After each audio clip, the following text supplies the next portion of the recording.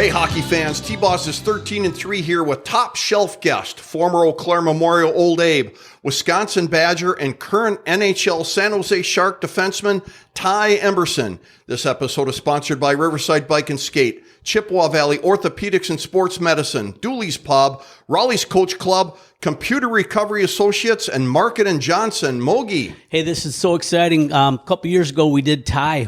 We were at the Chippewa Ice Arena. It was the middle of winter. We were freezing. And Ty was down in Tucson, Arizona, loving it. And we had to do it Zoom, of course. So we're so happy to have him today at one of our sponsors, Dooley's Pub. We've got Ty Emberson live and in flesh. And we also have some Eau Claire Youth Hockey Association members here to experience this with their parents. And we're looking for a heck of a show today. So thanks for meeting us down here, Ty. Thanks for having me. I would say it's a pleasure. Pleasure to be here. It's fun the first time, so glad I can do it again.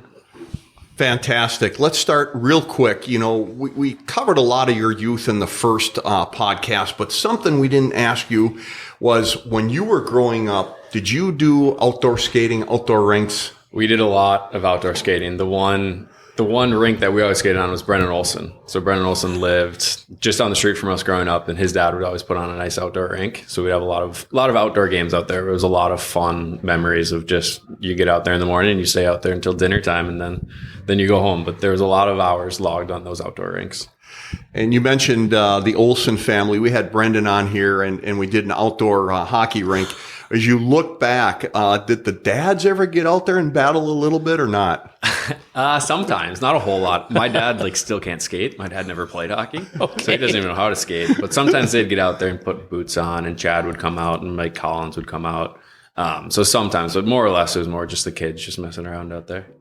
Did you think that was helping you develop or hone your skills as you got to be older? I think as you get older, you look back on it, and I think it definitely helps. We're in the moment, you're out there just having fun, messing around with your buddies, but being able to develop the creativity out there with all the guys. And obviously a lot of guys played juniors, played college that we would play with out there.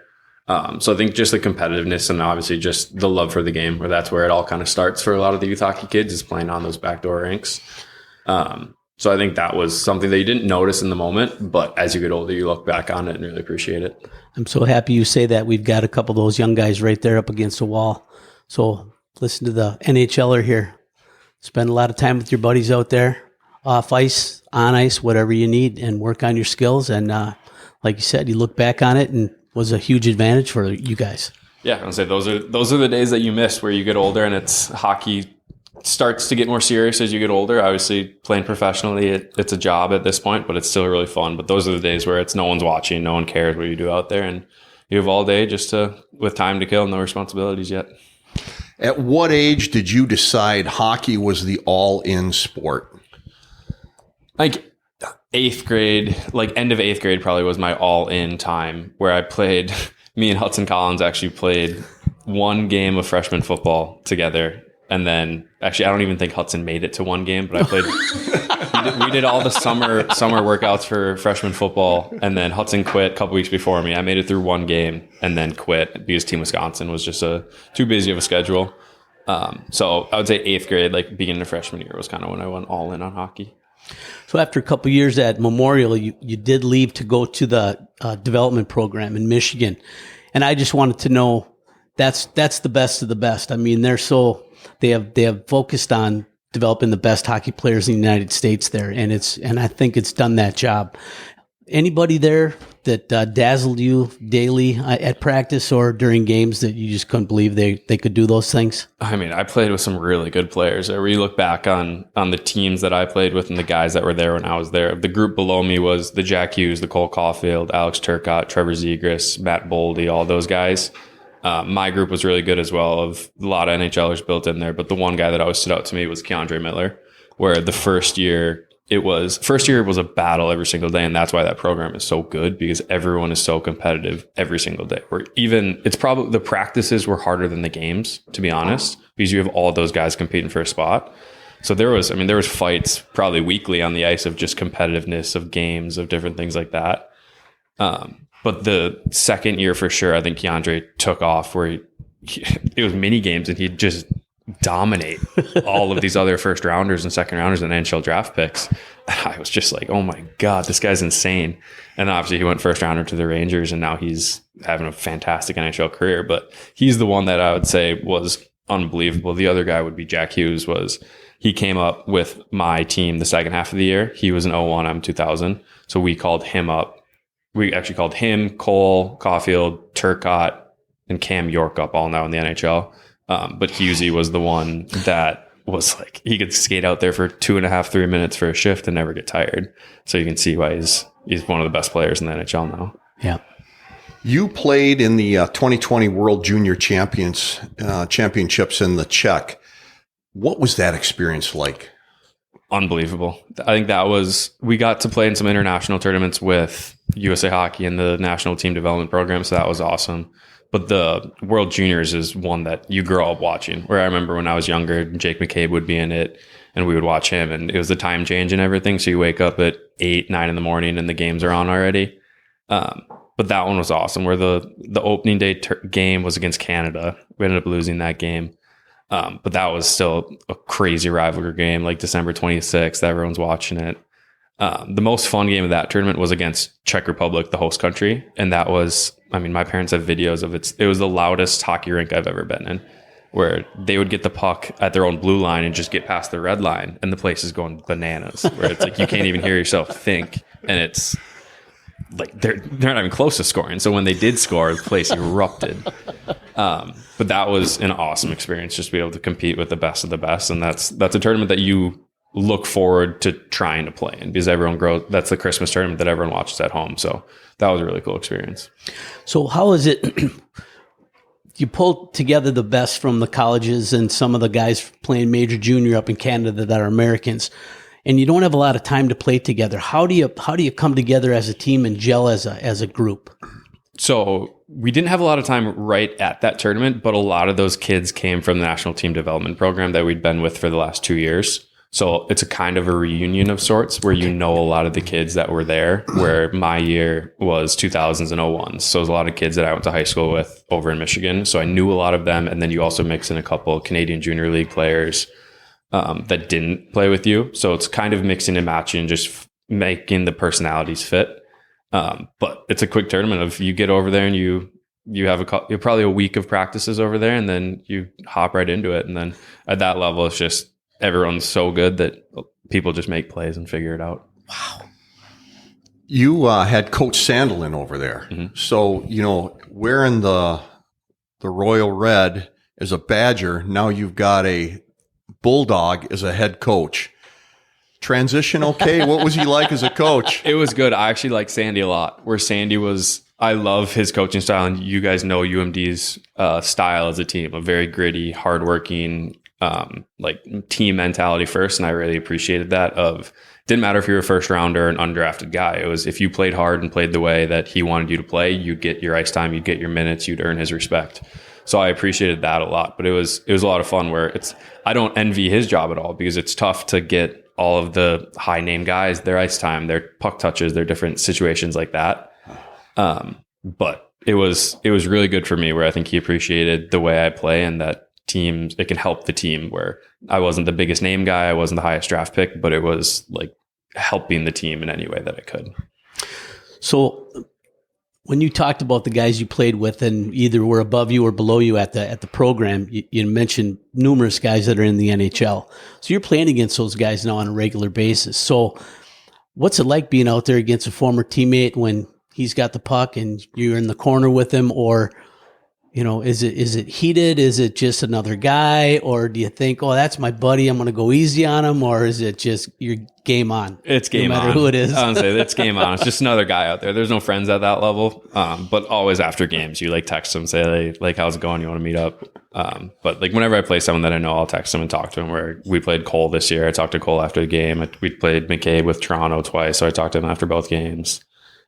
Where on the ice, there's no friends, but it's definitely after, it's like, all right, what's up? How's it going? You guys chirp each other at all? I don't chirp much, if I'm being honest. Okay. I've never had any good chirps, so I tend to stay away from it. But okay. Some guys do. At that level, it's like some guys don't even speak English, so it's the language barrier sometimes is a little bit harder. But I don't chirp much. Some people chirp me, but that's cost of doing business. Yeah, it's part of the league. Okay. Is it hard to flip that switch? You know, when you step on that ice, whether it be warm-ups for the drop of the puck, you're in full beast mode at that time. And then, like you said, when the game's done, okay, I'll text my buddy. So is it easy to flip that switch? That's kind of just the territory of hockey. If you kind of grow up and it gets more serious, so you just become, that's just part of the deal that you sign up for. And obviously in the 82 game season, there's a lot of games. So it's kind of hard where some days it's like, all right, like I don't really feel that mean and don't feel that like angry. And you kind of have to not fake it, but you kind of have to find your way to get into the game mode. But after games, it's, if they're your buddy, they're your buddy. So you're going to text them and hang out. After games, I struggle to sleep of just, I'm so amped up and fired up about the game that it's usually pretty late that I am able to fall asleep. So it's something I'm working on of winding down after games to not have to stay up so late. You made the jump from the AHL to the NHL.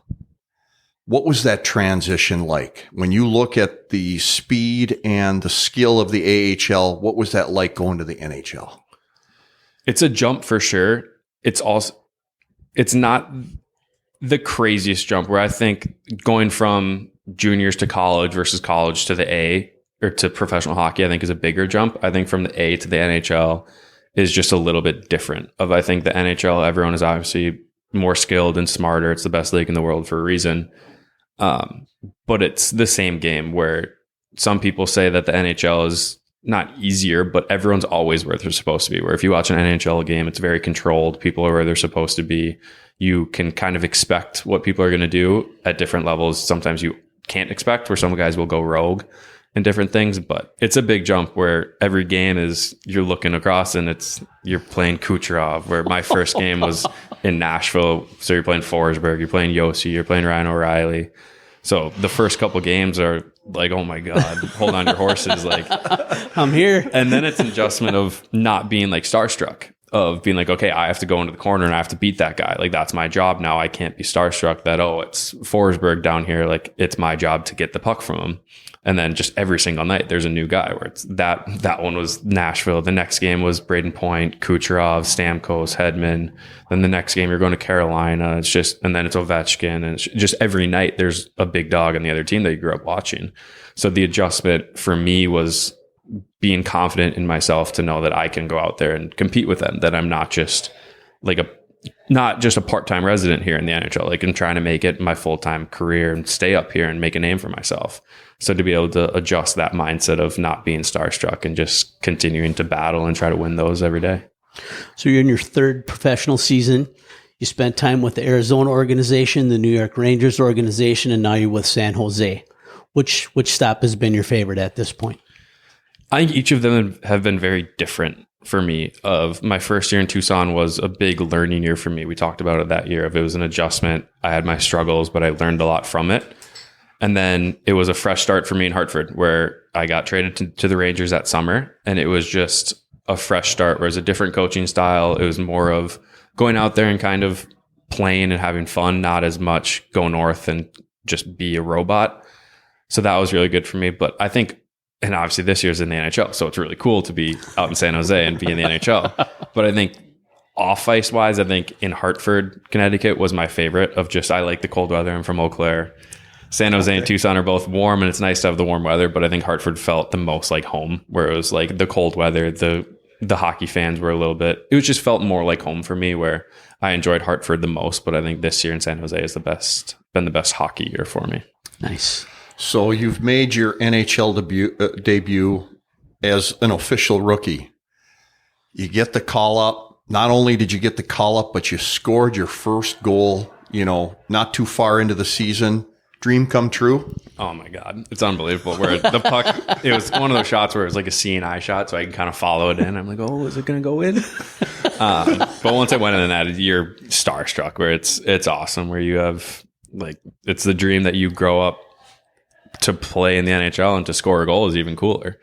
So obviously I don't score that much, so it's fun to get one before it got too late. So I think it was like 10 games in or something. So it was nice to get that one off the back, but it's unbelievable. It's so cool just to still look back on it. So where's that puck now? I gave it to my grandpa. So my grandpa's the reason I play hockey. So he has it down in Florida where the Sharks made a nice little plaque that says like first NHL goal versus Vancouver on the date and stuff. So I gave it to my grandpa. So it's down in his office right now. Oh, cool. Good for you. So you've had a rough year with injuries. Okay. I think you had a broken finger early in the year, and then you had a meet-up with a guy named Nathan McKinnon, and that probably wasn't that fun for you. And now you're dealing with your foot issue. How is that current injury working out for you, and do you think you'll be ready for next season?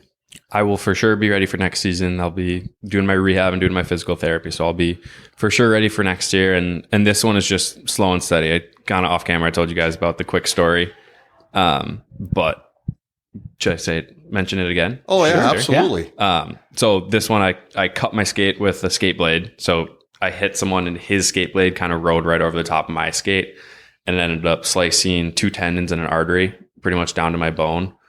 So there was probably 35, 40 seconds left in the period. And then I looked down right away when it happened. I was like, oh, I just cut some laces. As hockey guys know, you finish the shift with broken laces all the time. It just kind of happens. And every couple seconds I'd look down and there was just a little bit more blood. I'm like, oh, okay, maybe I got a bloody nose in the hit. Check my nose, a little bit of blood. Okay, maybe the blood squirted down to my foot. Whatever, we'll figure it out later. Another 10 seconds go by. I look down, a little bit more red. I'm like, okay, finish the shift, walk off the ice. And at this point, it's intermission. So I run in the trainer's room, look down. And at that point, it's like pretty dark red blood and seeping through my tongue of my skate. So then I lay down and they like start to cut off the skate from me because I didn't want to reach down and like fight through all the blood. So they just cut all the laces, pulled off my skate, and it starts like squirting a little bit left, a little bit right because it was an artery.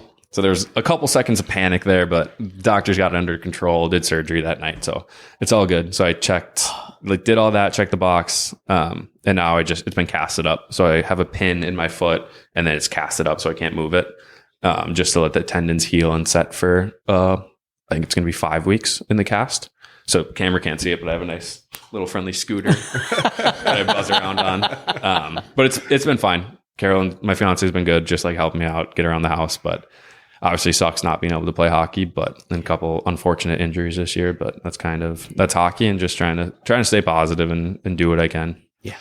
So let's talk about this for a second. We're talking about a hockey player who gets a sliced artery, couple of sliced tendons. He finishes his shift. In basketball, they would have fallen on the ground, withering pain. You would have had 16 guys tend to him, pick him up, haul him to the hospital, and he'd be there for 10 weeks. How about a soccer player? Oh, that'd even be worse. Yeah.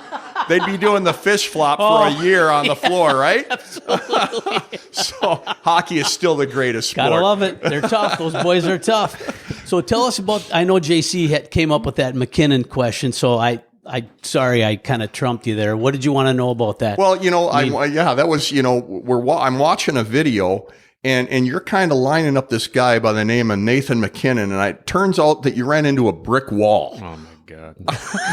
It was crazy. Can you run our audience through that moment?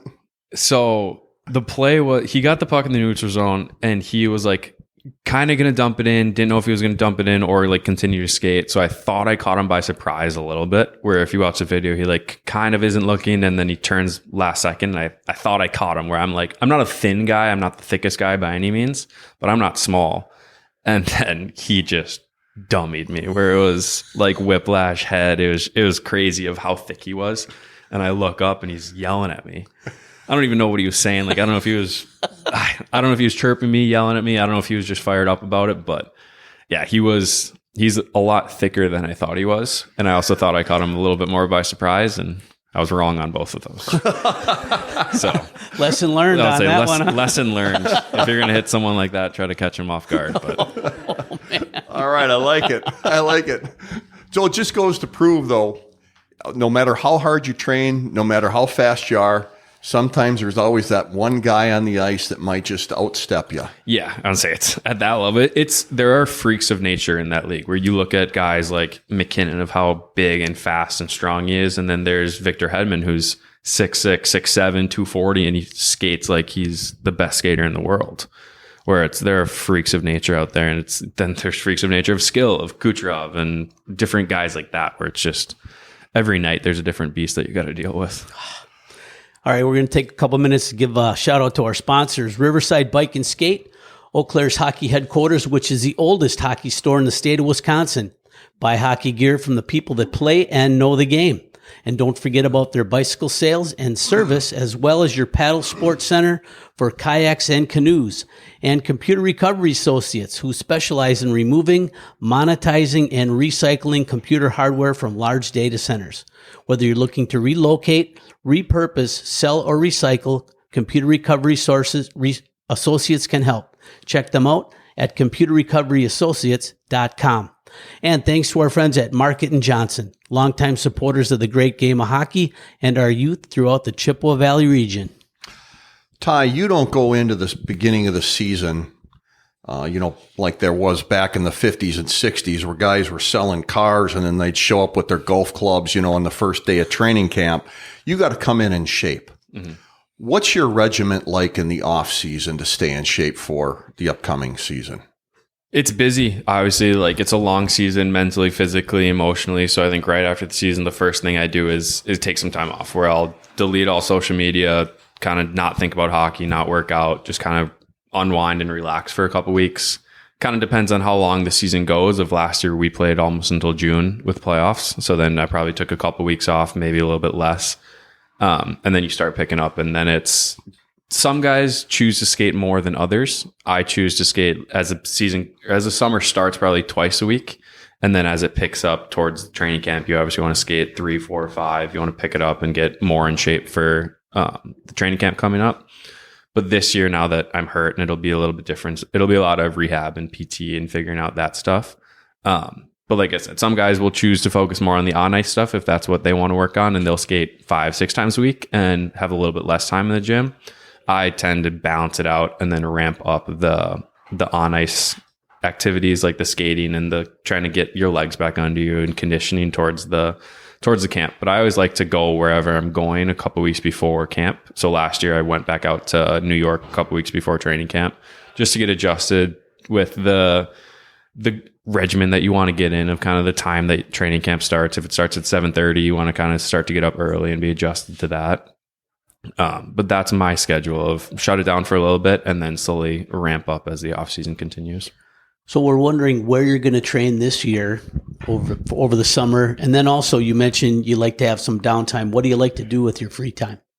So this summer I'll be up in Minnesota. We just got a place up in Minnesota. So that'll be our home base for the off season. The last couple of years I've been down in Madison working out with the Badgers pro group. They always have a pro group that goes back there. So that was a nice setup to be able to work out with some of my buddies from college and have the ice whenever we needed it. But now that I'm done with school, moving on up to Minneapolis. So my brother and sister live up there. So it'll be fun to be with them. And it's closer to the cabin, which goes into the next question of a lot of time at the cabin on the weekends. So it'll be workout and skate during the week and then head up to the cabin on the weekends and try to get quite a bit of golf in. Try to golf, not the best golfer, but I'm working on it. But water activities like wake surfing is one thing that we do a lot, just hanging out, just being relaxed at the cabin, bonfires, and that's about my summer is cabin time, golf, and working out. So we talked to Darby Hendrickson yesterday about some things guys aren't supposed to do based on their contract. So I'm guessing wake surfing is okay. It's not on the no-no list. Haven't read that deep into the contract. We'll see. I don't think anyone's going to come after me for that one. But out of all the injury or the water sports, I think wake surfing is probably going to be the safest out of all of them compared to like some slalom skiing and stuff. But yeah, I think that's allowed in the contract. All right, good. Don't want you to get in trouble. Run us through your contract's up or the trade is going through between the Coyotes and the Rangers. Run us through how that worked, and was that a choice of yours to choose the Rangers, or was that chosen for you? That was chosen for me. That was not planned. That was not requested. That was my welcome to pro hockey of crazy how fast things can change. So obviously I finished my first year pro in Tucson just after I talked to you guys, come home for a couple of weeks. And then every year they have what's called development camp, where they invite guys as like a program to become like a Coyote and figure out what it's all about. So that starts like right after you're drafted, where once you get drafted, you can go there. And then they always invite some older guys who have a year to a pro experience just as leaders for the camp. So I went back that year and I was one of the older guys. So it was like, it's a Monday to Friday camp usually. And it was a couple days in, and I'd kind of been the point of contact for the coaches and people of just, if a schedule got changed, they'd be like, hey, Ty, like put in the group chat or let the guys know, hey, we're canceling workout. We're just doing ice, whatever it is. So at breakfast Wednesday morning, and he goes, hey, Ty, can I grab you? Like, can I talk to you quick? I'm like, yeah, sure. Just thinking it's a schedule change. And he goes, we just traded you to New York. Like, thanks. Your bags are packed. Oh. And I'm like, oh, okay. Thanks. Appreciate it. And that was it. You didn't see it coming at all. No, like had no idea it was coming. Just Wednesday morning at development camp eating breakfast. And I go back and sit down at the table with three of the other guys. And they're like, what happened? Like, you don't look like, you look kind of shocked. I was like, yeah, I just got traded to New York. And they're like, what? So it was just the shock of like, it's crazy how fast things can change. If I was ready to move back to Tucson, like I knew the staff, I knew all the guys there. I was like looking forward to building on that and progressing. And next thing you know, you're moving to New York. So after that, my bag was packed. They're like, all right, just grab an Uber, go back to the hotel. I'm like, okay, sounds good. And there was 2 hours there of, I didn't know who I got traded for or anything like that. And the trade wasn't complete yet. They're still figuring out what was going back to Arizona and all the details. So New York hadn't even called me. So like I texted my parents and I was like, hey, I got traded to New York. And they were just saying like, oh, what'd you get traded for? Don't know. When are you going to New York? Don't know. So they hadn't announced anything. So there's like 3 hours where I was just sitting in the hotel, just what's going on here? But then finally someone from New York called me and they're like, do you want to fly out to our development camp? They had like 1 or 2 days left. And I was like, I mean, I can if you want me to, but I'd probably just go back to Madison is where I was training. So then they just sent me back to Madison and that was it. Where it's just crazy how fast professional hockey can change. And I learned about that again this year. Yeah, you did. So when you're in the AHL and you're developing, and obviously you've developed enough where you made the NHL now, what were they telling you that you needed to work on in order to make that big step? I think there's a couple things where the two that I always harped on for myself and what they kind of talked about were my puck skills and just kind of creating an identity of, obviously to play in the NHL, you have to you need a mix of different things. No one's a one-trick pony anymore where everyone has to have a different set of skill sets. And for me, it was being able to be a hard player to play against in the corners where I'm never going to be a power play guy. I'm never going to be out there scoring 20, 30 goals. My job is to be hard in the corners and be annoying to play against and just kill penalties, be a pest, be physical. So that was one thing of just becoming that identity every single night for 72, 82 games, whatever it is, where it's just finding that consistency. And then also just working on my skills to be able to make those plays at that level where you can't make that play 8 out of 10 times. You have to make that play 10 out of 10 times, where those 2 different times that you mess up are the difference between being in the NHL and the AHL, of just finding that consistency and consistently making the plays that need to be made. So those were the 2 that I kind of focused on. Okay. And also a lot of it is just timing and opportunity, where in New York, I was playing well. I was confident in my game. I had kind of found my confidence again. But then you look at the New York Rangers right side defense where they're loaded. They have the team captain, a Norris Trophy, and then a first rounder who's really good. So it's just the timing and the opportunity. Okay. Was the former Badger you talk about, Keandre Miller, was he with the Rangers at that time? Yep. So he was with the Rangers. So when the trade went through, he called me and it was pumped. But he's with the Rangers and he's obviously doing very well for himself. You were eventually assigned to Hartford Wolfpack. Did you get a chance to go to the Rangers NHL camp before they sent you down there? Yeah. So you'll go to training camp that starts in middle third week of September, like 15th, 20th, something like that of September. And then they continue to make cuts where they make some cuts after day 1. Sometimes they make it after day 4. You never really know. And then obviously they make cuts all the way through. And if you make all the cuts, then you're on the team at the beginning of the season and beginning of October. So I think I got sent down probably 2 weeks in, and that's kind of when they made like most of the cuts. So yeah, you go to the New York Rangers training camp, and then they send you down to Hartford. So then you pack your stuff, drive down to Hartford, and then you go through Hartford training camp. That's then the AHL training camp, and you have a couple days of that, and then they make cuts for that. And then if you could cut from that, you go down to the East Coast League. So obviously I made Hartford that year and stayed there and had a really fun season. So that was good. Just before you did have a fantastic season that year, and we're going to talk about that. But now, you've gone from Arizona, you get sent down to the AHL, you go to the Rangers, you get sent down to the AHL. Was there any thoughts in your mind at this point to change course in life? Not a chance. Not a chance. Good for you. I mean, there was days where it's like, oh, hockey is tough right now, where it's not as much fun as it used to be on the backdoor rinks with my buddies messing around. But there was never a chance that I thought I was going to be done, where obviously I was still 21, 22. Like, there's no other job that anyone would rather have than you're playing hockey, you're still having fun. So it was going to take a handful more years before I even thought about changing anything. Well, I'll tell you what. 22-23 season, 27 points in 69 games, second on the team in plus minus, and third in points among defensemen. How do you feel about that first season after the trade? It was awesome. I enjoyed it a lot, where that was kind of what I just mentioned, of there were days where hockey wasn't fun. That year was all fun, where it was the coaches were all about going out and playing hard, having fun. Their motto that they kind of told me at the beginning of the year was, as a defenseman, we'd rather have you turn it over one time and make 5 good plays to the middle rather than going out and rimming it and just like making no good hockey plays. We'd rather have you go make mistakes, learn from it, like enjoy it and have fun with it, rather than taking away your confidence and like not giving you any freedom. So it was all about going out, having fun, making your plays and enjoying hockey. So I thought that year was really good for me to be able to find my confidence and really just have fun in hockey again. So you're named AHL Eastern Conference Best Defensive Defenseman.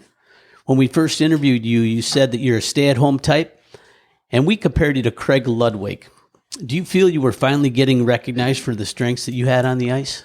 Yeah, I think so. Where I didn't even know that was an award until I won it. Oh, hey. so that was good for me. So I enjoyed getting that one. But kind of like I touched on a little bit ago, of that was something that in Arizona, in my exit meetings, it was something, we need you to be more consistent. We need you to be harder to play against. That's what you need to get to the next level. So the next year, that's what I prided myself on. And obviously it was awesome to be able to get that reward and have people notice it, where all the big names in hockey are the offensive guys, the ones who score goals.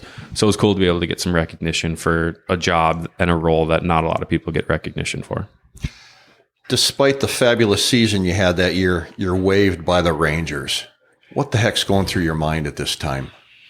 The Rangers are a good hockey team, is what was going through my mind, where it's, okay, like I just said, of their right side is loaded. Where did I have a good year in the AHL? Yeah, but you look at their right side of it's Jacob Trouba. He's their team captain. They're not getting rid of him. No. It's Adam Fox, the Norris Trophy winner. They're not getting rid of him.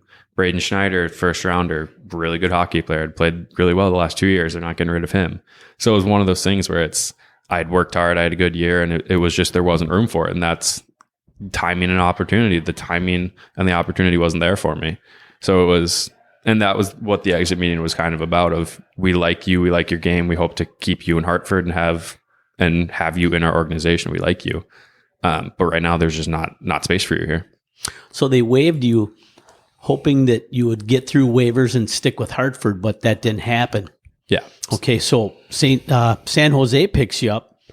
So you're in Tucson, go to Hartford. Now San Jose picks you up. You made a couple of trips across the country here.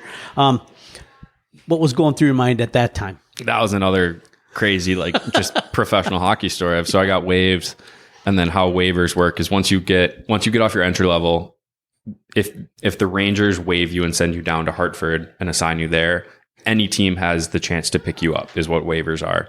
So I got put on waivers. So pretty much any team has the right to pick me up if they want me. So that goes for 24 hours. So the waiver claim was due it was 1 or 2 o'clock on whatever day it was. So then it's like, all right, coming down, talking to my agent, kind of couple rumblings of maybe they pick you up, maybe they don't. So I get to Hartford, get back there, And 2:00 rolls around and I get a phone call from the Hartford GM. And it's either going to be, all right, you cleared waivers, you're going to be with Hartford, like ready for the season, or it's going to be you got claimed. Like, that's it. So I got the call. It was the same thing, 30-second conversation of, hey, Ty, you got claimed by San Jose. Thanks for everything. Hang up. And I'm like, what am I going to do? Like, exactly. It's like, that's it. 30-second conversation. No, like, there's nothing to it. So then a couple minutes later, San Jose calls me and goes, hey, like, we claimed you, like, really happy to have you here. How fast can you get on a flight? I'm like, well, I mean, I have to pack up my life. Like, I got to figure out how to get there. So now my fiance was living with me in Hartford. So I get on a flight the next morning out of Boston at like 6:30. So I pack up a duffel bag, a suitcase, and I'm on the flight the next morning. She has to pack everything up, get her car shipped. So that's going to be a story that she can tell of when she comes on. Yep. Of there's two sides of the hockey world. There's the player side, and then there's also the personal side of picking up your life and moving across the country at a day's notice. But that was the second time of pro hockey is a fast changing life. So that was, and then I got out there, finished camp with them, and then the season started. So it was a quick turnaround. So let's talk about that. You go out to camp, and the cuts are being made, and your name is never mentioned, and all of a sudden you realize you made the cut. You are now a San Jose Shark defenseman. How's that feel, buddy? Awesome. Where it was NHL? That was the couple stressful days of like, you don't know how long you're going to be there. You don't know if you're going to get waived again. You don't know how it's going to go. And it was one of those things of, all right, he just got cut. He got sent down. He's not here anymore. And you're kind of counting the numbers in your head of like, okay, maybe I have a chance here. Maybe like I'll stick around. And they've made the final cuts. And we had an opening meeting of like, congrats to these guys who made NHL opening night roster for the first time. So it was an awesome feeling of a lot of hard work over the last couple of years and my whole life of to be able to say that I made an opening night roster was pretty cool. What did the Sharks see in you that they wanted you on that roster? I think just being like I talked about, of being a hard player to play against, of they have guys that can run a power play. They have guys who can move the puck, and they want me to be able to be that guy that's hard to play against, and just consistency of they have some more offensive left-handed defensemen, and on every pair, and you need someone who you can rely on defensively and who can play against other teams' top guys. So I think just being able to be that consistent guy that they can look back on and know what they're going to get from me day in and day out. Do a couple ads here real quick. Chippewa Valley Orthopedics and Sports Medicine has been committed to the healthcare needs of patients in western Wisconsin since 1954. The orthopedic surgeons and athletic trainers serve many area schools. Their success and reputation as an outstanding orthopedic clinic can be attributed to the teamwork of friendly, knowledgeable physicians and staff. And Raleigh's Coach Club in Altoona, Wisconsin, located across the street from the Altoona Ice Center on Spooner Avenue, has been a staple in the Altoona community for decades, providing support and sponsorship for youth and adult sports. Raleigh's has your favorite beverage ready and your favorite team on the screen. And Dooley's Pub, where we are located right now, has been Eau Claire's home for hockey and all sports fans since 2005. Dooley's Pub is a proud booster of the University of Wisconsin Eau Claire and local high schools. Dooley's is located on historic Water Street, providing excellent food and service, and has all your favorite sports televised at all times. Mogi. Well, we want to congratulate you on making that NHL roster, and I know the Eau Claire community is very proud to have you in that NHL realm. So I know a lot of people are very proud that you did that. So, anything you can tell us about any rookie rituals that you had to go through? Did you get the single lap before the game and all that? Yeah, so I did my rookie lap in Nashville when I made my debut, and it was, I mean, you always see the stories of guys going out for the no bucket warm-ups, the no helmet. So I was getting ready for the game, and I put on my helmet, and a couple of the older guys were like, no way. Like, you can't wear your helmet. It's your debut. Like, how many times are you going to make your debut? So they took my helmet, and it was awesome. Whereas you go out there without a bucket, and it feels like you're a kid again going out there. You don't get to not wear a helmet playing hockey that much. So being out there on an NHL rink for the first time with no helmet was pretty fun. And then probably a minute, two later, you put a helmet on because you're worried about getting hit with a puck. But that was the coolest one of that. And then obviously you have different rookie rituals along the way of like Halloween party.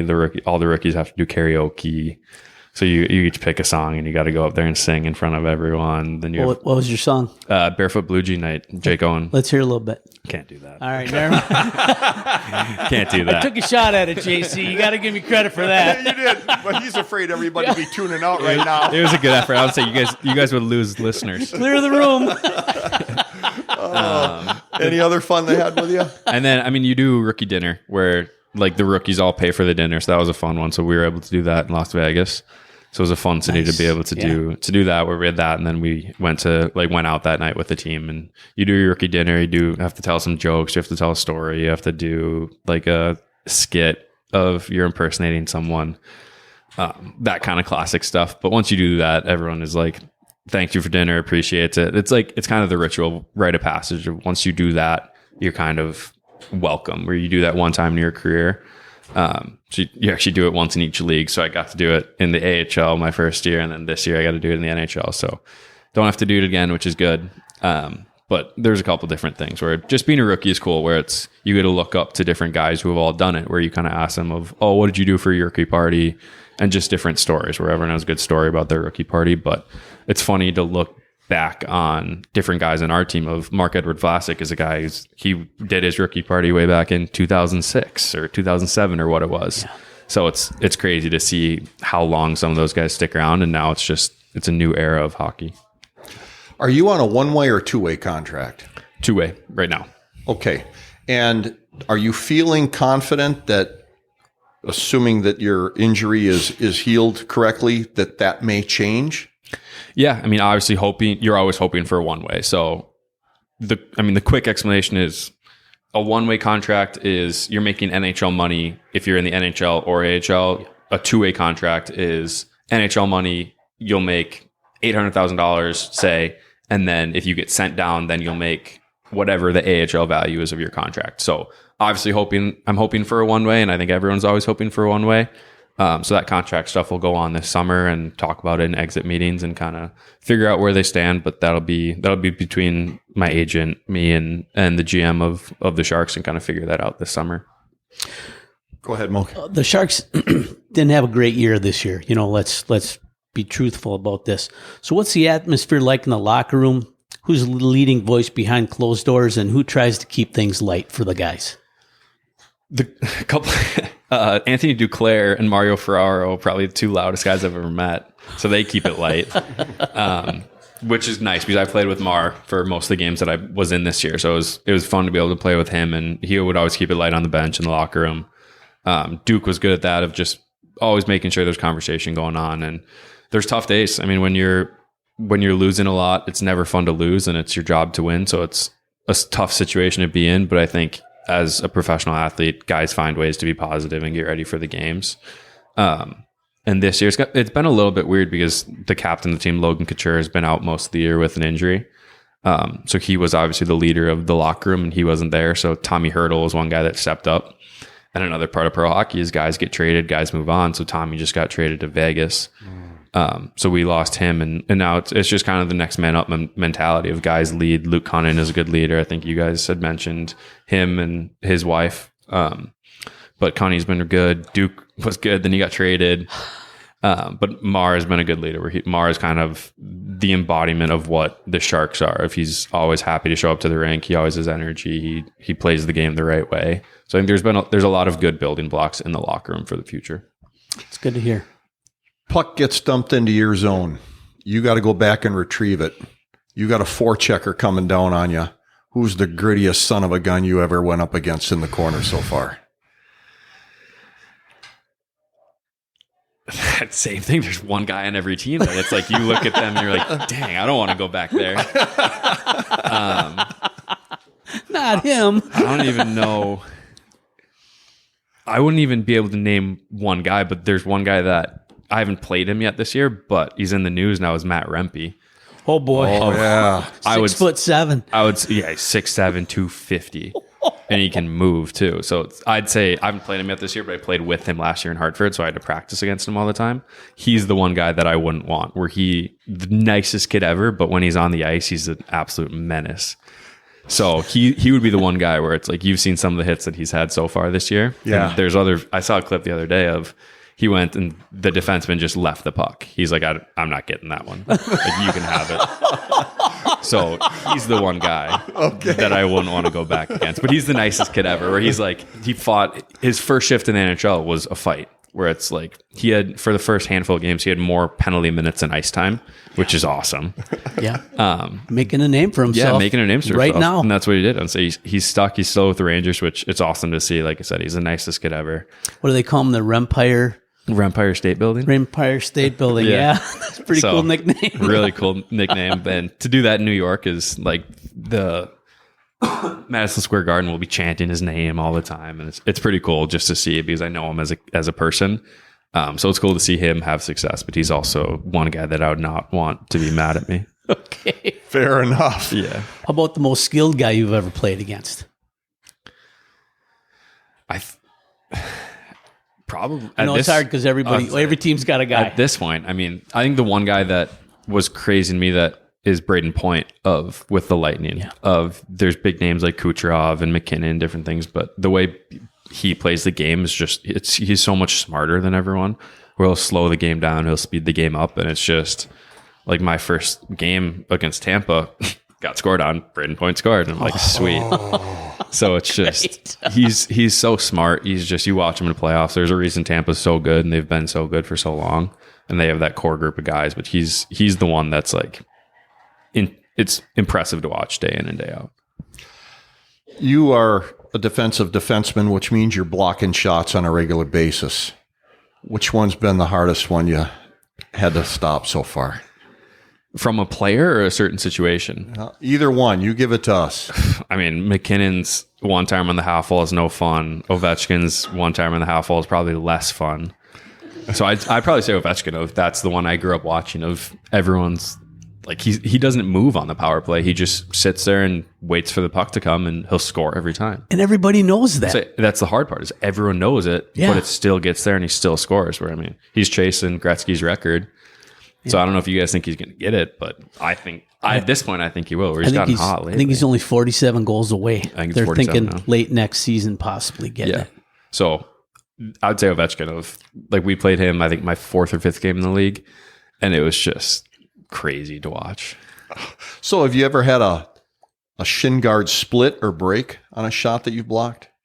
Yeah, I have. Where I've broken a lot of stuff, like gear wise. I've been lucky, knock on wood, to not break a whole lot of bones playing hockey. I broke my finger one year from a puck, but I've broken shin pads where it hits a shin pad and just kind of like shatters, where the plastic just breaks.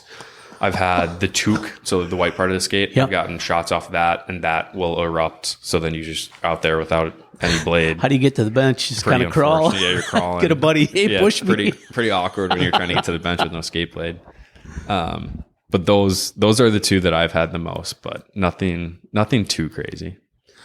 So I know this is a JC question because this is one of his terms. So you've had to drop the gloves a couple of times. Who's the toughest knuckle chucker?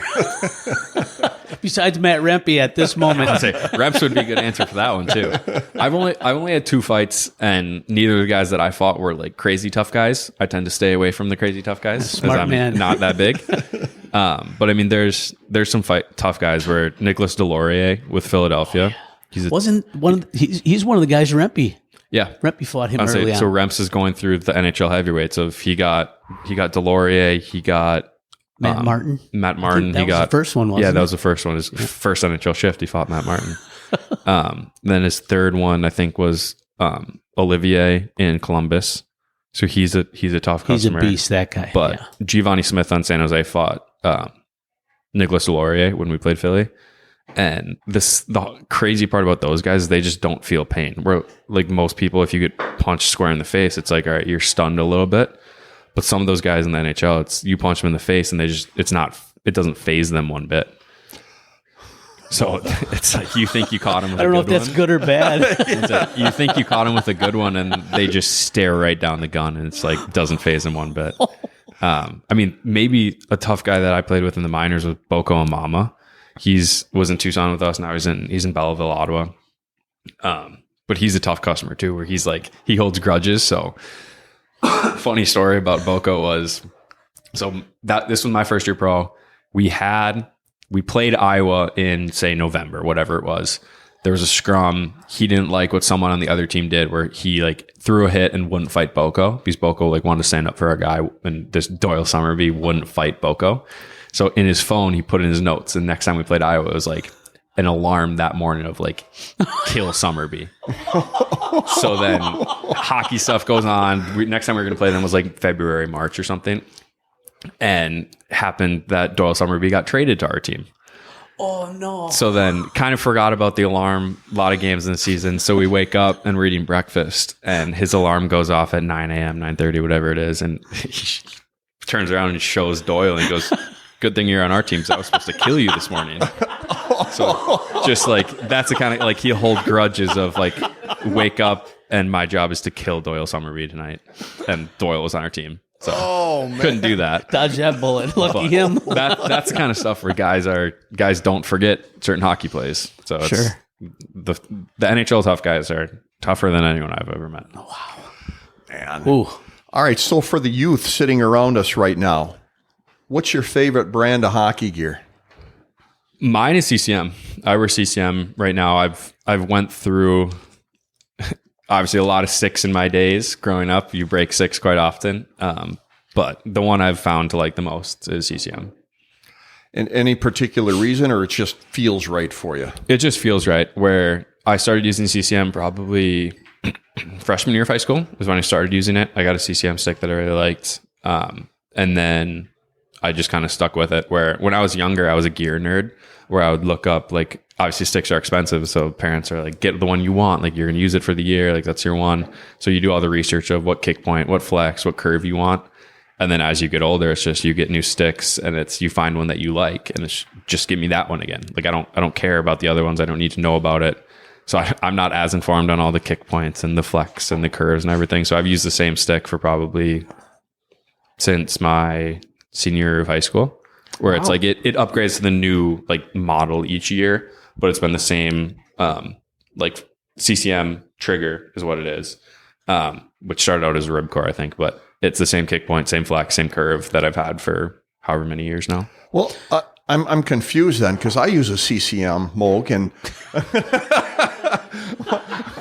my shot's not even as hard as his pass.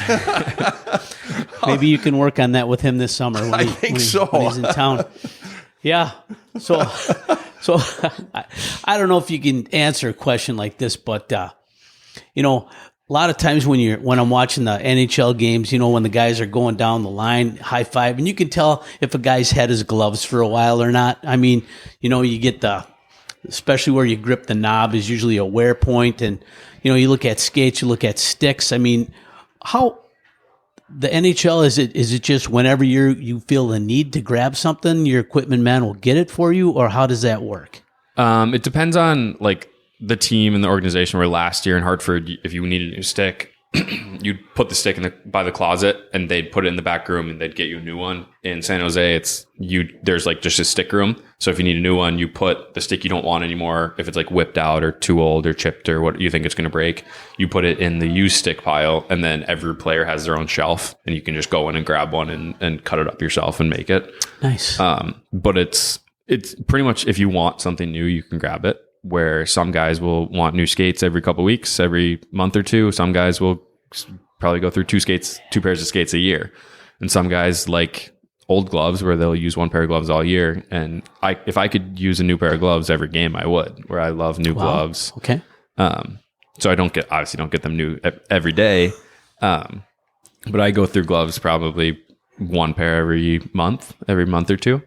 And then there's other things where you don't ever change out, where I haven't changed like my jock or my shin pads or my elbow pads or shoulder pads. I haven't traded those since like high school, pretty much. Where if I get a new, or like if I'll break my shin pad, I'll have to get a new model or something like that. But then it's the adjustment period if I don't like it for a little bit. So I just recently actually had to get new elbow pads last summer because mine were like all the padding was falling out. So I had to get new ones, but I've had the same model shin pads since senior year of high school. Wow. That's kind of Craig Ludwig-esque. Yes. But same shin pad since his freshman year in college. And all through his pro career. And you should see those things. Oh my gosh. Yeah, very interesting. As you were growing up, your youth years, you played YMCA football, and your quarterback was a guy by the name of A.J. Green, currently plays for the Milwaukee Bucks. Couple of stud athletes now playing pro. Do you keep in contact with him at all? No, he's one guy that I don't keep in contact with at all. So he played, I think it was sixth grade, where his dad coached University of Northern Iowa. So then his dad took the UWC coaching job. Excuse me, for basketball. So he moved. He only lived up here for like 1 year. Okay. So he played with us for that sixth grade year, maybe fifth grade, whatever it was. And then he moved back to Iowa. So then he ended up going and playing for UNI with his dad. And now he's with the Bucks. But he's one guy that I didn't keep in contact with. But he was a freak athlete where he was going pro. If he didn't go pro in basketball, he was going pro in football or something, where he was just an overall good athlete. Wow. I got one more question for you, and then we're going to wrap this up. And that's, you do a lot of traveling in the NHL. So what do you guys do to occupy your time on the plane or the buses as you're doing these traveling? You know, we hear stories about these poker games with $20,000 in the middle of the table. And, you know, any interesting stories, or what do you do to occupy your time when you're on the road? A lot of cards, a lot of movies, a lot of messing around. This year on the plane, last year on the bus in Hartford, there was a front of the table card group and a back of the table or back of the bus card group, where the back of the bus was like some of the veterans, the older guys, and they'd play for more money. The front of the bus was like $5, $10, $20 of just like, if you can play 4 hours of cards, and the worst you'll be down is $40, $50. But recently on this team, the two Swedes, it's me and Ryan Carpenter that sit together on the plane, and then we have two Swedes, Fabian Zetterlund and William Eklund, that sit right behind us. And recently they've gotten into Uno. So I don't know if they just found out about Uno or if like they just revamped it or whatever it was, but we've been playing Uno on the planes lately. So that's been a fun one for us lately. That's amazing. Uno, of all the games. Ty, it's been an absolute pleasure. We appreciate your time. We hope the injury heals quickly and you're back on the ice as soon as possible. Thanks a lot for your time. Thanks for having me. It was a good time chatting with you guys. All right, ladies and gentlemen, please don't forget to leave a comment or a thumbs up on our social media platforms and your listening platforms. It helps Mogi and I stay in the game. All right, again, a big thanks to our guest, Ty Emberson, as well as you folks, our faithful listeners. Please remember to visit our sponsors at Riverside Bike and Skate, Chippewa Valley Orthopedics and Sports Medicine, Dooley's Pub, Raleigh's Coach Club, Computer Recovery Associates, and Market & Johnson. And please remember to follow us on your favorite social media platforms. And remember, folks, until next time, keep your head on a swivel and stay on your inside edges.